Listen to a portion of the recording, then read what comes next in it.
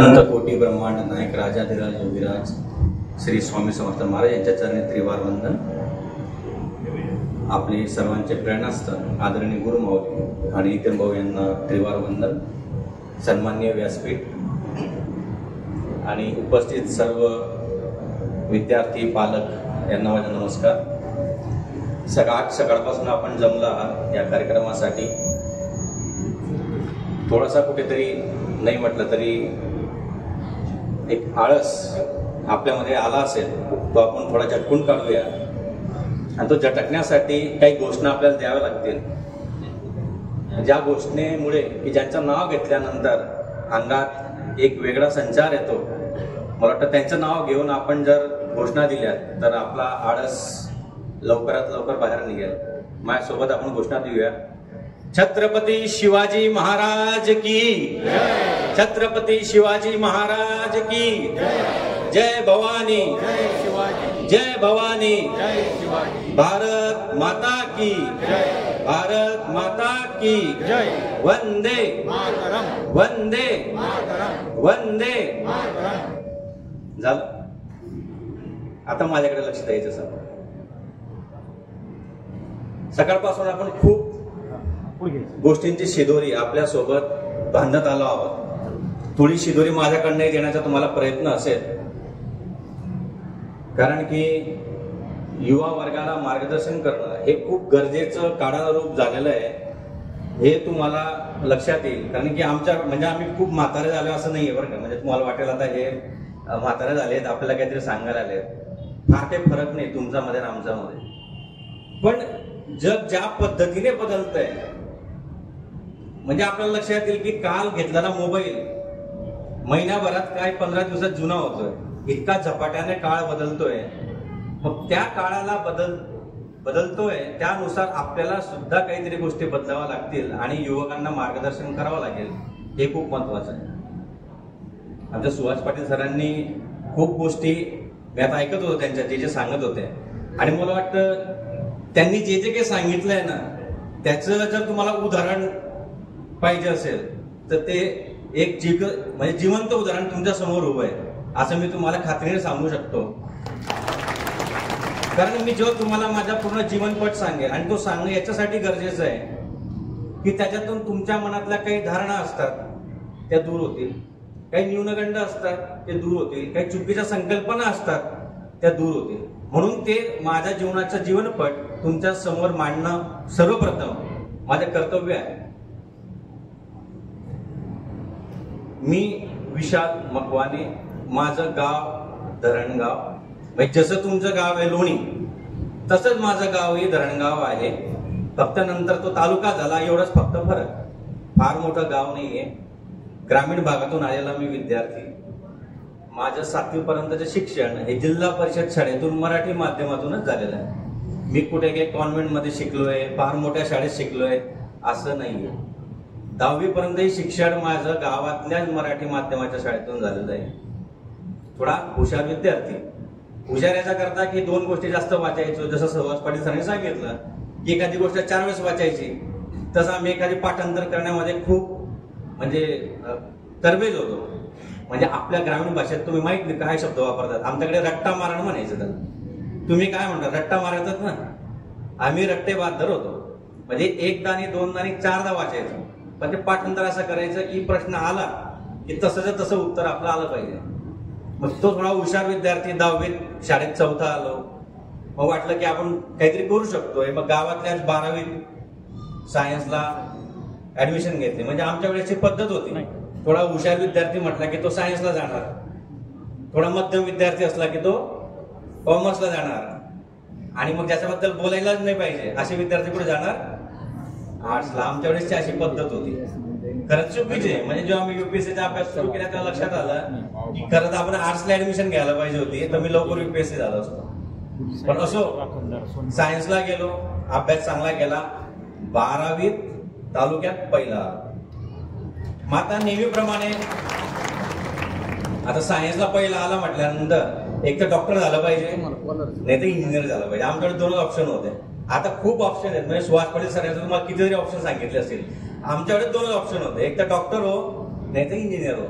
डॉक्टरला नंबर लागला नाही, चुकून आमच्या वेळेस PMT आली, त्याच्यात मार्क कमी पडले, MBBS हुकलं, मग इंजिनिअरिंगला गेलो. जळगावलाच विद्यापीठात इंजिनिअरिंग केलं, केमिकल इंजिनिअरिंग. केमिकल आवडत होतं म्हणून केमिकलला गेलो. आम्हाला कोणी सांगणारं नव्हतं, मार्गदर्शन करणार अजिबात नव्हतं. जे वाटलं मनाला ते करायचं. इंजिनिअरिंगला गेलो, 4 वर्ष खूप मेहनतीने अभ्यास केला. 4 वर्ष 8ही सेमिस्टर विद्यापीठात मी पहिला होतो. मला जळगाव विद्यापीठाचं गोल्ड मेडल मिळालेलं आहे. इथपर्यंत सांगायचं कारण असं की थोडा हुशार विद्यार्थी होतो ना, आतापर्यंत मी कधी आयुष्यात अपयश पाहिलेलं नव्हतं. मग आता इंजिनिअरिंग झालं, आता पुढे काय? म्हणजे आता आपल्याला खूप इंटरनेटवर म्हणा, सुहास पाटील सरांसारखे मार्गदर्शक आपल्याला मिळत आहे. आम्हाला कोणीच मार्गदर्शक नव्हतं, आम्हाला कोणीच वाली नव्हता. फक्त एवढंच होतं, माझे वडील पण इन्कम टॅक्सला होते, क्लर्क म्हणून होते. नंतर ते प्रमोशन होत होत ऑफिसर पर्यंत पोहोचले. ते मला नेहमी सांगायचे, विशाल मी ऑफिसला जातो, मला नेहमी साऊथ इंडियन किंवा नॉर्थ इंडियन पाट्या दिसतात, मराठी पाटी कधी दिसेल? मग ते मनात होतं की कुठेतरी मराठी पाटी गव्हर्नमेंट ऑफिसमध्ये लागली पाहिजे. मग त्यासाठी काहीतरी करावं लागतं, मग त्यासाठी UPSC करावं लागेल. पण मी ग्रामीण भागातून आलेला विद्यार्थी, मी कधी तालुका सोडला नाही, जिल्हा सोडला नाही. आणि UPSC तयारी करायची म्हटली म्हणजे दिल्ली जावं लागेल. आता तरी आपल्याला पुणे मुंबई सारख्या शहरात खूप फॅसिलिटी सापडतात, आमच्या वेळेस नव्हत्या. मग दिल्ली जायची अजिबात तयारी नव्हती, घाबरत होतो. मग पुण्याला गेलो, नुकतीच त्या वर्षी MPSCची ऍड आली होती. म्हटलं पहिले मराठीने सुरुवात करावी. परत तो न्यूनगंड इंग्रजी, बरोबर आहे ना? अजूनही आपल्या मनात, बऱ्याच लोकांच्या मनात असेल, इंग्रजी मधून अभ्यास करायचा म्हटला की आपल्याला येतं टेन्शन. तसा मी पण होतो. म्हटलं इंग्रजी मधून अभ्यास आपल्याला जमणार नाही. मग पहिले काय करायचं? सोपं ऑप्शन, बरोबर आहे ना? म्हणजे घरात काय हा स्वयंपाक करायचा, सोपं ऑप्शन काय आहे? खिचडी टाकून दे, बरोबर आहे की नाही? तसं आपल्याला जर आता पुढे काही करायचंय, सोपं ऑप्शन काय आहे? MPSC, कारण की मराठीतून द्यायची. त्याच्यामुळे मी पुण्याला गेलो, MPSCचा अभ्यास सुरू केला. पहिला अटेम्प्ट, महाराजांची सेवा सुरू. पहिल्या अटेम्प्ट मध्ये प्रिलिम क्लिअर झालो, मेन्स क्लिअर झालो, इंटरव्ह्यू काही क्लिअर झाला नाही. म्हटलं आता UPSC ला शिफ्ट व्हावं. MPSC आता खूप झाली, कारण की MPSC ला खूप वेळ लागतो. आता मला वाटतं थोडंसं स्ट्रीमलाईन झालं असेल MPSC. आमच्या वेळेस 3 वर्ष लागून गेले एक परीक्षा देण्यासाठी. त्या मानाने UPSC त्याला सोपी होती. सोपी इन द सेन्स की दरवर्षी परीक्षा व्हायची, टाइम टेबल फिक्स होता. मग UPSC ला सुरुवात केली. पहिला अटेम्प्ट दिला, प्रिलिम क्लिअर झालो, मेन्स उडाली, क्लिअर झालो. म्हटलं काय करावं, त्याला हरकत नाही. म्हटलं पहिलाच अटेम्प्ट होता, प्रिलिम क्लिअर झालो. दुसरा अटेम्प्ट परत दिला UPSCचा, प्रिलिम क्लिअर झाली, मेन्स द्यायची वेळ आली. मेन्स दिली. 2007 मधला माझा दुसरा अटेम्प्ट UPSCचा. आणि त्याच वर्षी मला LICची डेव्हलपमेंट ऑफिसरचं मला सिलेक्शन झालं. माझं क्लास 1 पोस्ट आहे, तुम्हाला माहिती असेल तर, डेव्हलपमेंट ऑफिसर. ते म्हटलं तुम्ही जॉईन करा. मी म्हटलं मला UPSC द्यायची आहे, मला तुम्ही सुट्टी द्या, मी नंतर जॉईन करेल. ते म्हटलं नाही, एक तर जॉईन करा नाही तर सोडा. मी महाराजांचं नाव घेतलं, म्हटलं जे होईल ते. मी डेव्हलपमेंट ऑफिसर व्हायला आलेलो नाहीये, मला UPSC करायची. मी जॉईन केलं नाही 2007 ला. 2008 ला UPSCचा मेन्सचा रिझल्ट आला. त्या वर्षी मी MPSC पण दिली होती, मेन्स फेल. त्याच वर्षी मी स्टाफ सिलेक्शनची पण एक्झाम दिली होती, फेल. त्याच वर्षी मी नाबार्ड म्हणून एक्झाम, तुला माहिती असेल, नाबार्ड ही शेतकऱ्यांची सर्वोच्च बँक आहे, शेतकऱ्यांना कर्ज पुरवठा करा. त्याचा इंटरव्ह्यू देऊन आलो तुम्ही, फेल. 4 एक्झाम 2008 मध्ये लगातार फेल. हा, अजून एक एक्झाम होती, मी STIचा इंटरव्ह्यू देऊन आलो होतो, सेल्स टॅक्स इन्स्पेक्टरचा, फेल.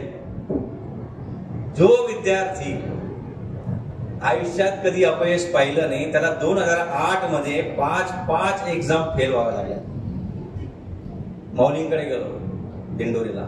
मौली म्हटलं काय करावं कळत नाहीये, परतीचे दोर कापले गेले, मी परत इंजिनिअरिंगला जाऊ शकत नाही, आता काय करू? मौली म्हटले घाबरू नका, आपलं होणार आहे. बस तो शब्द पकडला. घरी आलो, रडलो मी. म्हणजे आयुष्यात मी कधी एक्झाम फेल झाला म्हणून रडलो नव्हतो.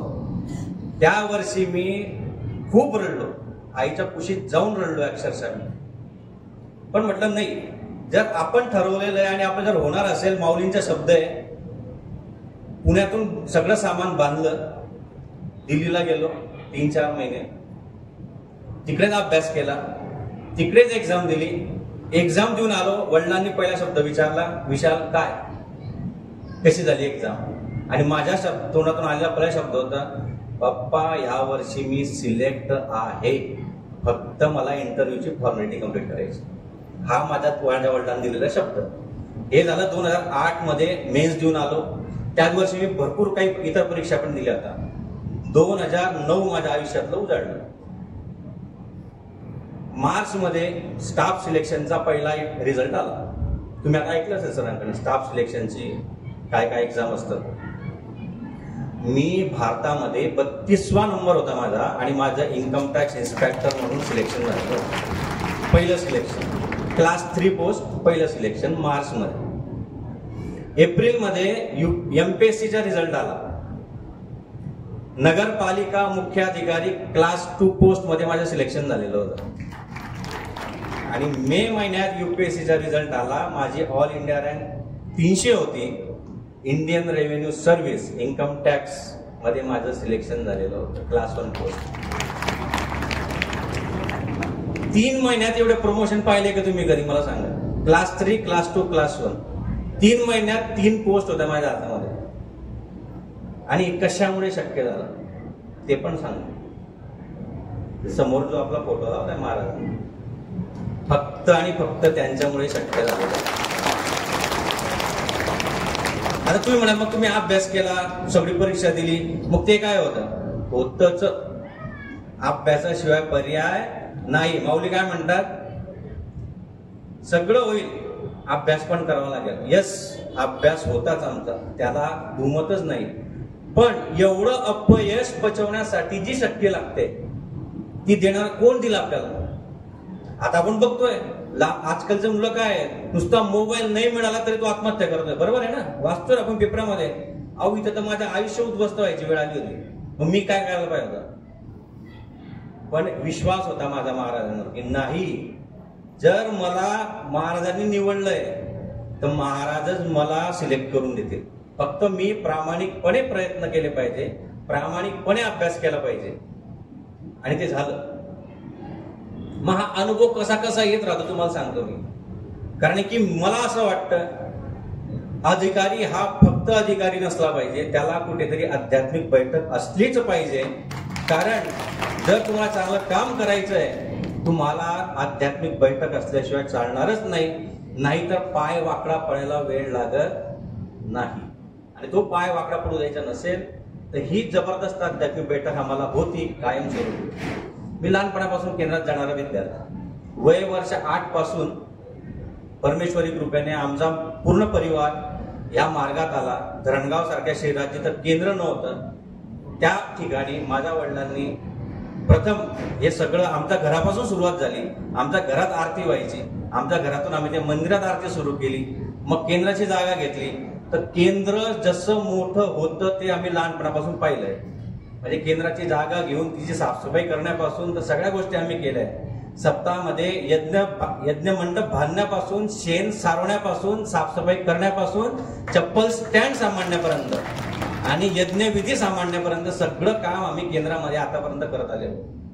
मग त्याचं फळ आम्हाला कुठे ना कुठे महाराजांनी आतापर्यंत दिलेलं आहे.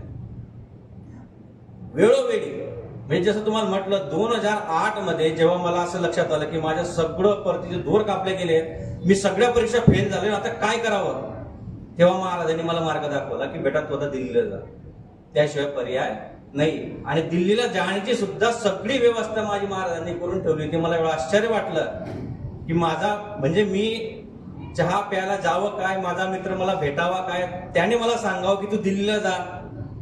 माझा एक दुसरा मित्र दिल्लीला जाणार होता, कारण की मी दिल्ली जायला घाबरत होतो. तो म्हटला तू पण दिल्लीला चाललाय, त्याला तू विचार. त्याला मी विचारलं, त्याने मला होकार दिला. माझ्यासाठी त्याने स्वतःची तिकीट कॅन्सल केली आणि मी परत तिकीट केली. तुम्हाला दिल्लीला घेऊन गेला. पहिल्याच दिवशी आम्ही एका ब्रोकरच्या माध्यमातून रूम मिळवली. संध्याकाळी माझं सामान त्या रूम मध्ये टाकून मी अभ्यासाला सुरुवात केली होती. माझ्यासाठी म्हणजे हे अनाकलनीय होतं की महाराजांनी सगळी व्यवस्था माझी दिल्लीला जाण्याची करून ठेवली होती. फक्त आपण त्यांनी दिलेले इशारे, त्यांनी दिलेले संकेत आपल्याला समजता आले पाहिजे.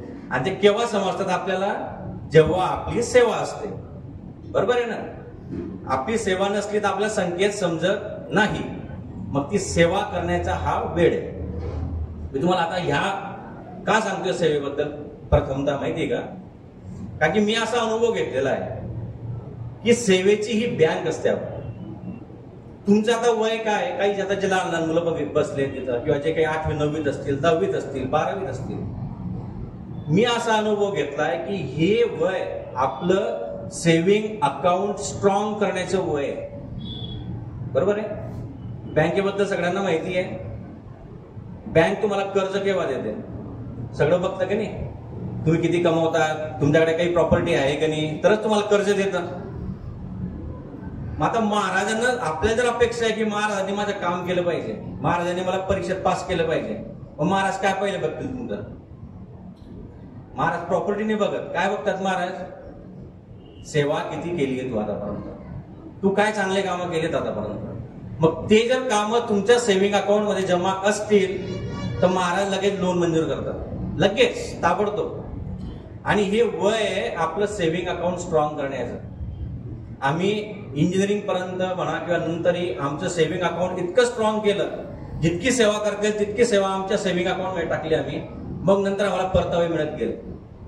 आणि मग जेव्हा आमचं सेव्हिंग अकाउंट कमी व्हायला लागलं ना, मग आम्हाला कुठे कुठे फटके बसायला लागले.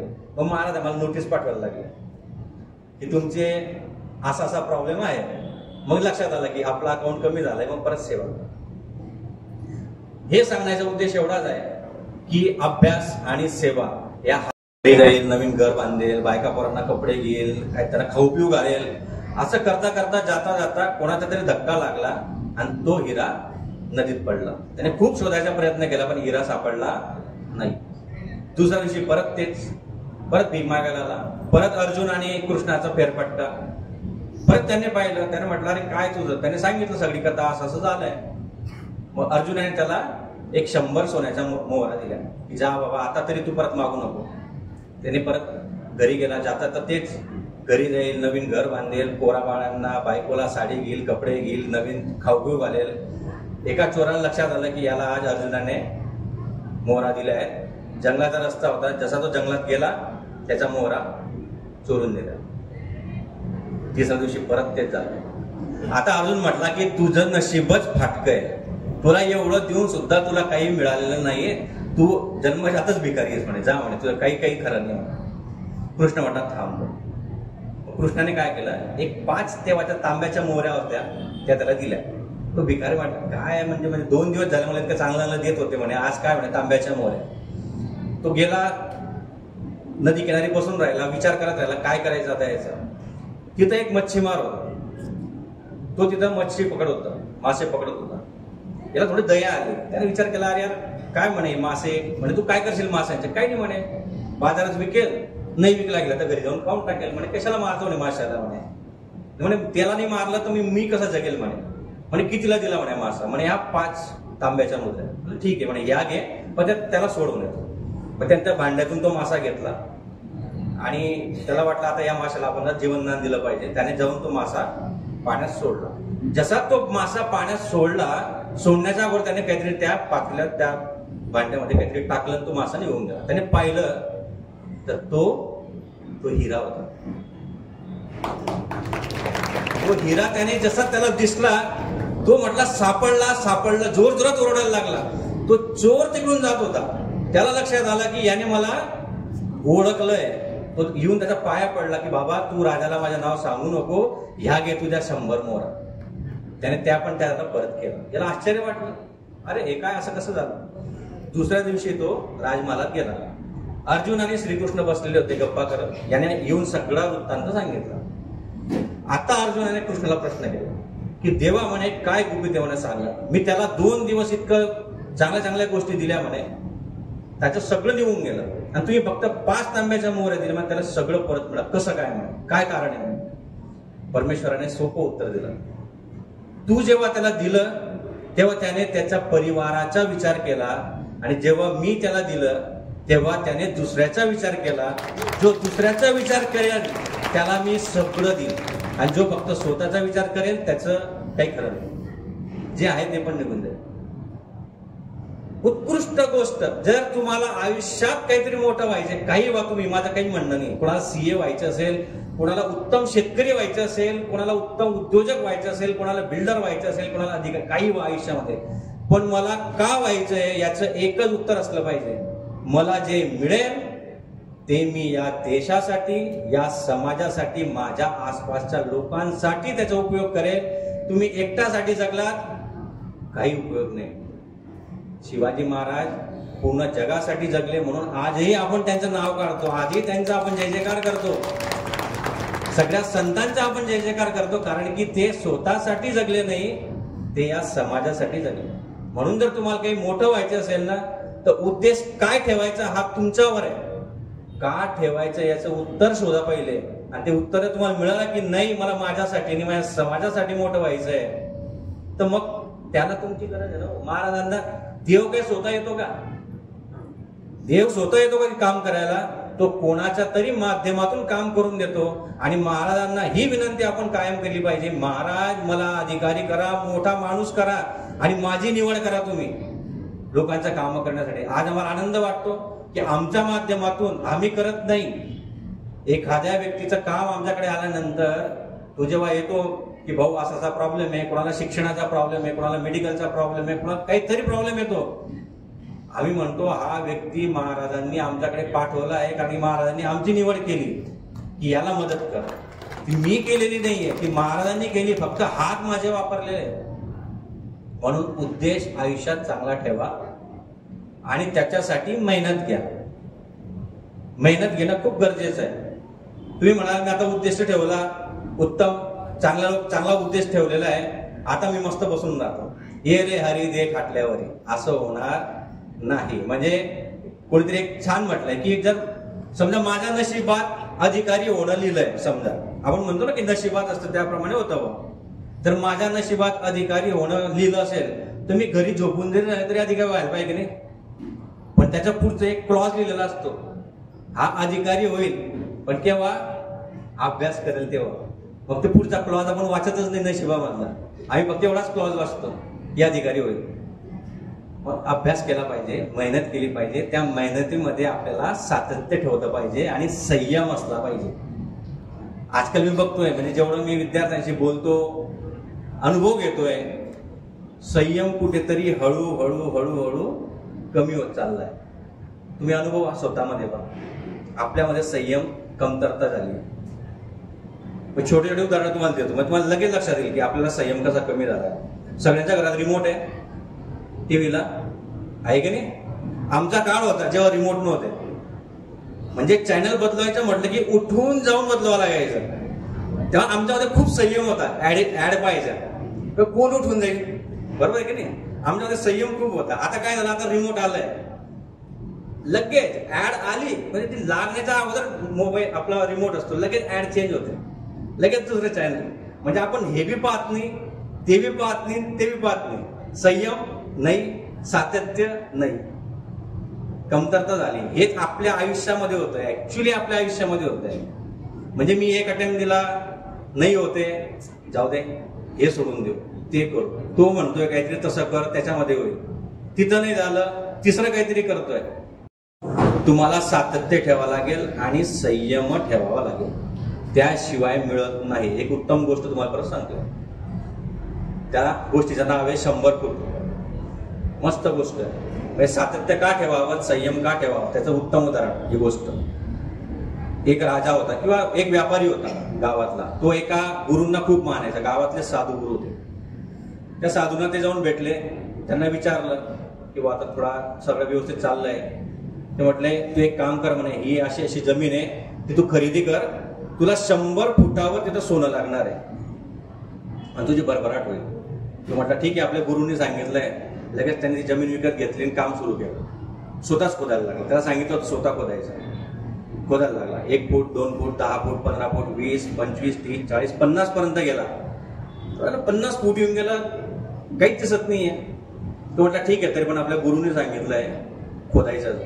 60 70 75 80 85 90 90 फूट येऊन गेलं, अजून सुद्धा काही चमकत सुद्धा नाही. ठीक आहे, नको सोनं सापडो, चमकू तर काहीतरी पिवळं पिवळं, ते बी सापडत नाहीये. ठीक आहे म्हणजे गुरुने सांगितलंय करत राहायचं. 91 92 93 94 95 96 97 98 99 येऊन जातो आणि थांबतो. हे हा आपला गुरु काही खरं नाहीये. 99 येऊन गेलं म्हणे, मला चमकत सुद्धा नाही म्हणे, हे पिवळा दगड तर सापडायला पाहिजे होता, काहीच नाही म्हणे. तो वाटलं काही आपला गुरु एकदम झुटा आहे.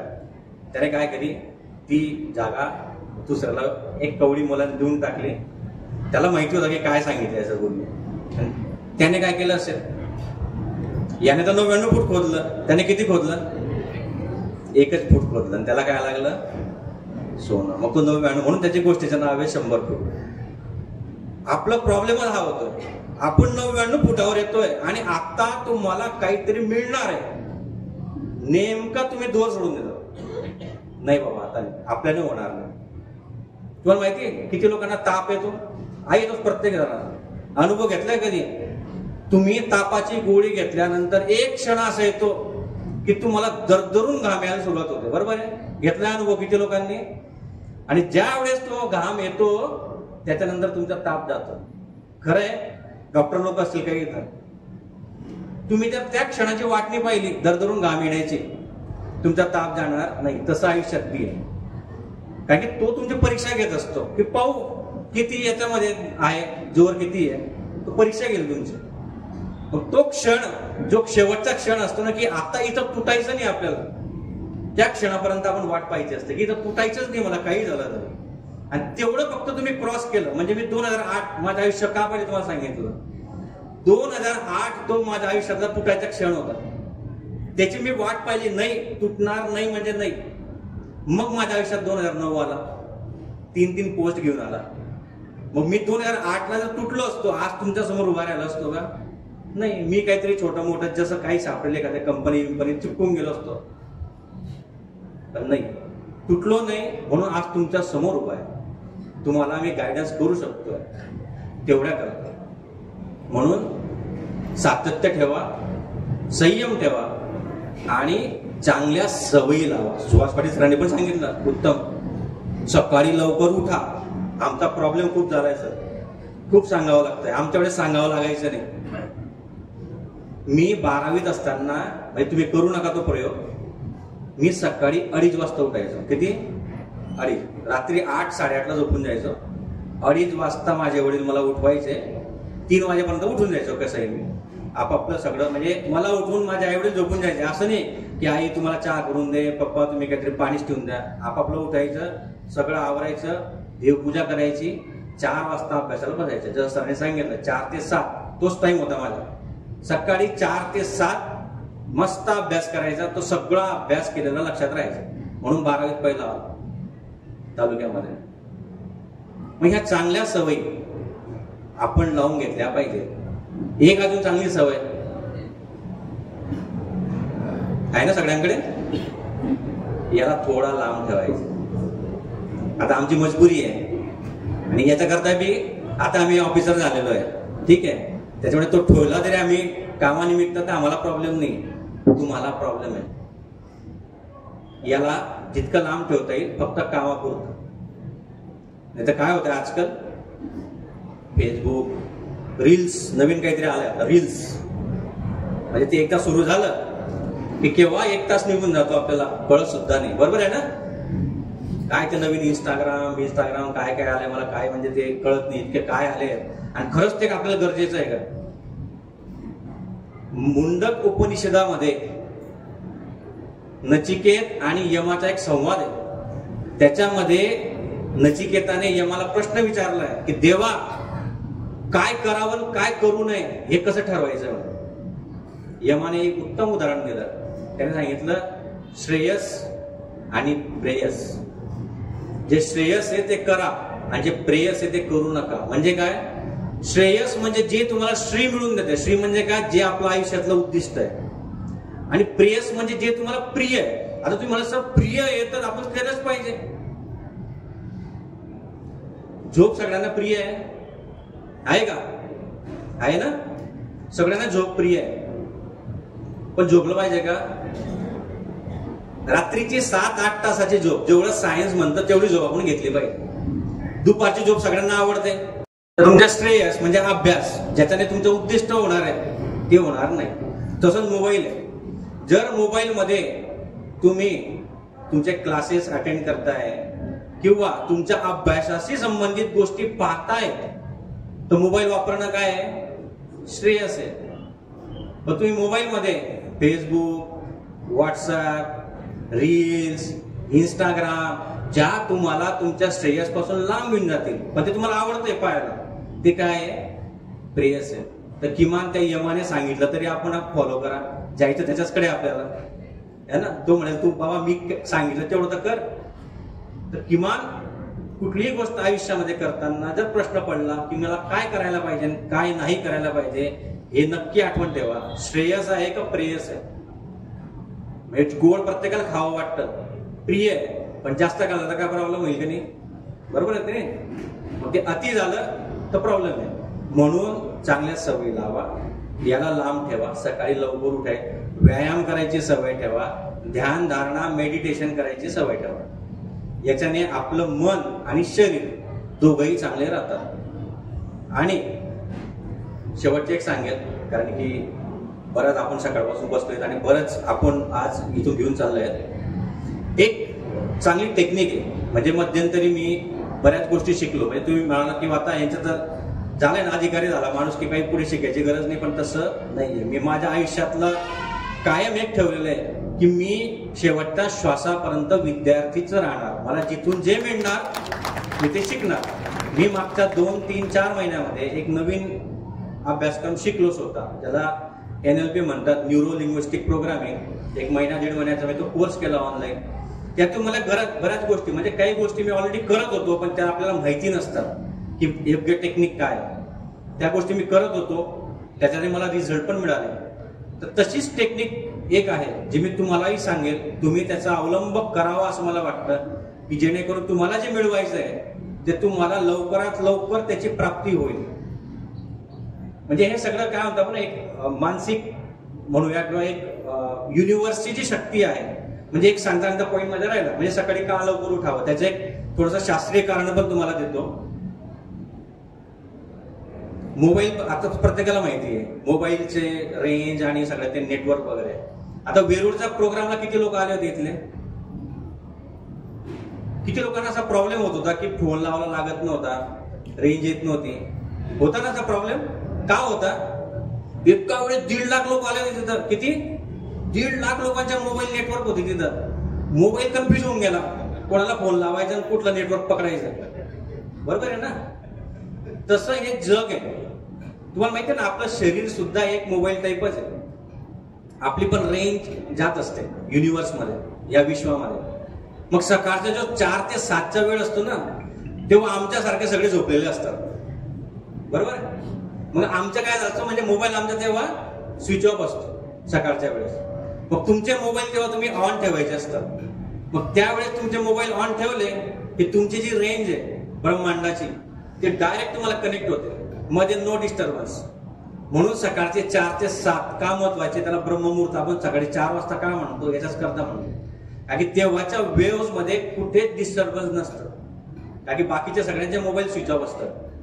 म्हणून सकाळी लवकर उठलं पाहिजे. ही जी टेक्निक तुम्हाला सांगतोय मी, ही आपण आता करू. ऍक्च्युली करायची आपल्याला. आणि ती झाल्यानंतर माझं बोलणं मी थांबवणार आहे. टेक्निक काय आहे? एकदम सोपी टेक्निक आहे जी मी करायचो ऍक्च्युली UPSCचा तयारी करताना. काय करायचं असेल या टेक्निक मध्ये? काही नाही, फक्त एक 4-5 मिनिटाचा गेम आहे. डोळे आपण बंद करायचे आणि काय इमॅजिन करायचे, तुम्हाला जे हवंय, ज्याला जे हवंय, हा आयुष्यात जे व्हायचंय ते इमॅजिन करायचं. म्हणजे मी काय इमॅजिन करायचं माहितीये का? डोळे बंद केले की मी इमॅजिन करायचं की मी UPSC मध्ये भारतात पहिला आलोय.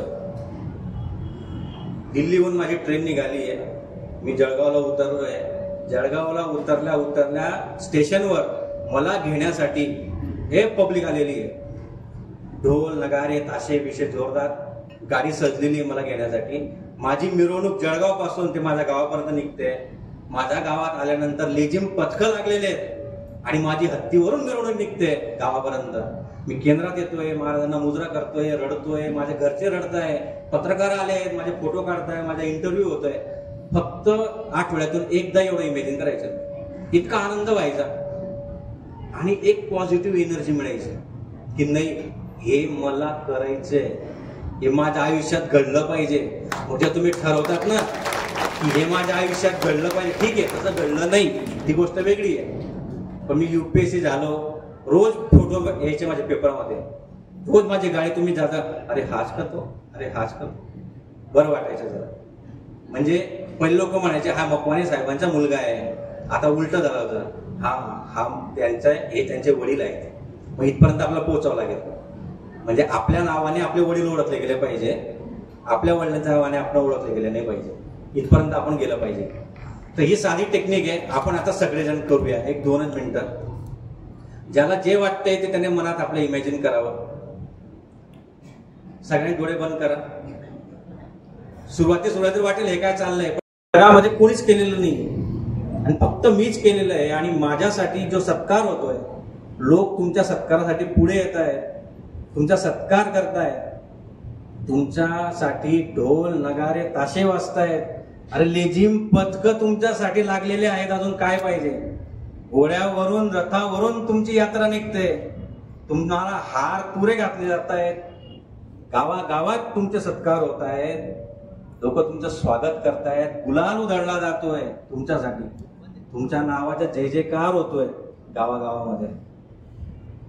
तुमच्या घरापर्यंत तुम्ही येतात तेव्हा तुम्ही इमॅजिन करा की आपल्या घरात आल्यानंतर आपल्या आई वडिलांना आपल्याबद्दल जो वाटेल की मी पास झालोय किंवा मी एखाद्या क्षेत्रामध्ये उत्तम काम केलंय, त्यांच्या चेहऱ्यावरच्या ज्या भावना असतील, ज्याला आपण आनंदाश्रू म्हणतो, तो इमॅजिन करा.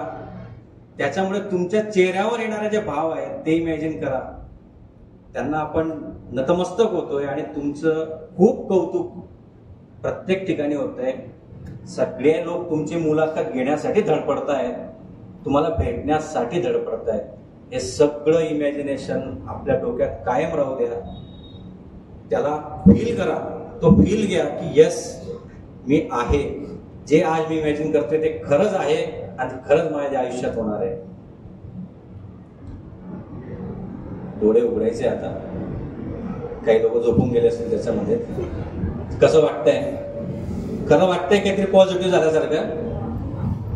याचा तुम्ही प्रयोग करा आठवड्यातून किमान एकदा आणि पुढच्या वर्षी मला नक्की सांगा की मला काय त्याचा इफेक्ट झाला.